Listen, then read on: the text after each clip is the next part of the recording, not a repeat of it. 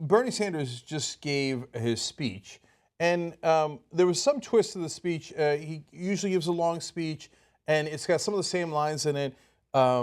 Amazing facts like the top 20 richest people in America make as much as the bottom 150 million people in America. I mean, what a stunning fact, right? And he delivered all those lines. He got a little bit more aggressive in the speech and talked about the, quote, cowardly Republican governors and how they are taking the money from their donors, and instead of doing right by their citizens, they are going out there and representing the donors. And he said, if you don't want to represent your citizens, go get another job. So in these speeches, he has gotten significantly more aggressive as the campaign has gone along, which is interesting because the politicos of the world reported that a number of Democratic politicians, 12 congressmen, came out and recently and said that Bernie should stop criticizing Hillary Clinton. Now, Bernie's never directly criticized her, which actually I find to be slightly maddening. As Jordan pointed out during our live coverage, he doesn't call her by name. He just says, hey, if you take all this money, they might want something in return. But just say it. She's the one who takes the money, and she does give them things in return. Like, for example, the bankruptcy bill. When she was a senator in New York, she switched her position on that and voted the way the banks wanted so that they could press people who are in bankruptcy even harder, right? So, but as he's gone along, instead of powering down, he's continued to power up.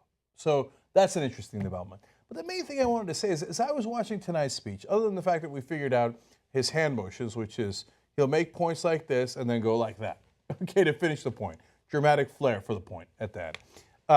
No, the thing that occurred to me, and I know it's a little obvious in hindsight, but if you've never watched one of his speeches, it is so laden with substance, policy, and facts. So that's not because we support him. We do. I prefer Bernie Sanders to the other candidates. But it's got numbers in there. So when he talks about, he says, for example, we spent $80 billion imprisoning people in this country. And he talks about the exact number of people that are in jail because of it. Then he talks about how that is disproportionately African Americans, Latinos, et cetera. There are studies that back that up. Then you watch a Donald Trump speech, and he comes out and says, we don't win anymore. We don't win. Under my presidency, we're going to win. We're going to win, right? There's no numbers. There's no facts. There's no policies. It's just, we're going to build a wall. We're going to build a wall. And the wall is going to be tremendous. I mean, you look at those two guys. Even if you disagree with Bernie Sanders on the policy, and you agree with Trump on what policy, I really don't even quite know, that we just wall, keep Muslims out. Like, wow, what an interesting policy position, right? Can you really get into the specifics of what, for example, Donald Trump's health care proposal is? Bernie Sanders not only tells you his health care proposal over and over in each one of these speeches on these election nights, but he'll get into how much it will cost you and how much it'll save you. And he'll tell you, okay, this is how much your taxes are going up, but actually you won't pay for insurance anymore. So you'll actually save a tremendous amount of money. So he gets into all those specifics. Can you at least not respect the time and effort he has put in to be honest with you and say, these are my real proposals. They're backed up by facts. The numbers add up. And it's super ironic because probably gets the worst press from the mainstream media on, okay, Bernie Sanders, how does he actually pay for his positions? Hey, jackass, if you just listened to him or went on his website, he tells you in painstaking detail how he pays for those positions, and they are paid for. Yes, they're paid for largely in more tax increases on Wall Street, but one of the increases on Wall Street is on a financial transaction tax, and that cuts down on the speculation, it cuts down on the high-frequency trades. That's a positive thing. It stimulates the economy. Gets more money to the people who are in the middle class who spend more of that money, a higher percentage of that money than the rich, right? So he explains all of it. And then you turn to Trump and we're not winning anymore.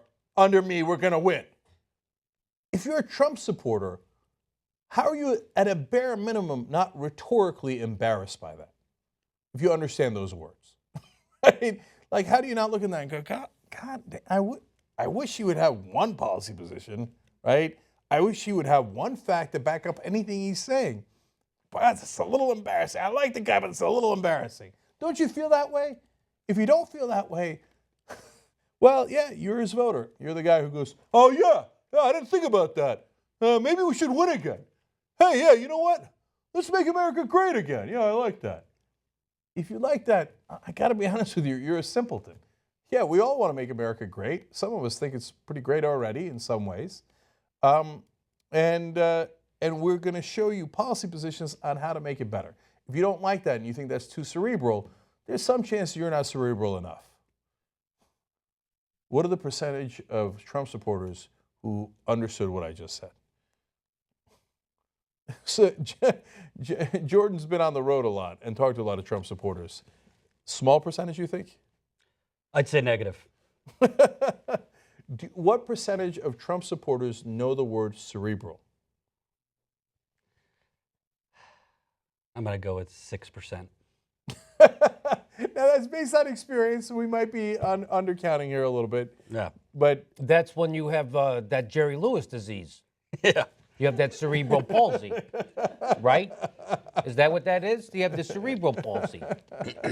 Or is that multiple disc sclerosis? I don't know. No, but they probably think it's cerebral ballsy. You know, that's how he that's what is. he's Yeah, got. he's cerebral ballsy. Big ballsies. Yeah, that's what Donald Trump is. But some Trump supporters I meet are all over the place. You could have them, saying no Muslims in the country in one breath, and maybe I'd vote for Bernie Sanders if it was on the other shit. So, who knows? Yeah. Well, that gut instinct they have that, hey, the politicians are screwing us, that they're right about, yes. Right? It's just Donald Trump has then taken them on the wrong path. Yeah. Right. Like the first step is right, like, oh, the politicians are screwing us. They don't have our best interest. You're absolutely right. Come along with us, right? And then Bernie says, here, I'm going to help you. And Trump says, you're going to come help me.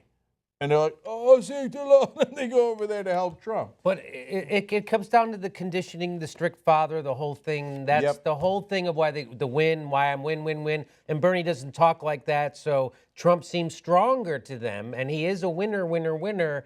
So to them, that's what you're supposed to do. That's what God would do. Jesus would say, go with the winner. That's why you win. Because those are the folks who are taking the step in that direction because they're more authoritarian. Yes, right? authoritarian. They don't know that they actively believe in that, but right. they do. They do. That's their nature, right? Mm-hmm. So their nature is to follow an alpha male who goes, me winner, okay? You beta male, you follow me. And they go, oh, see, and then they follow him, right?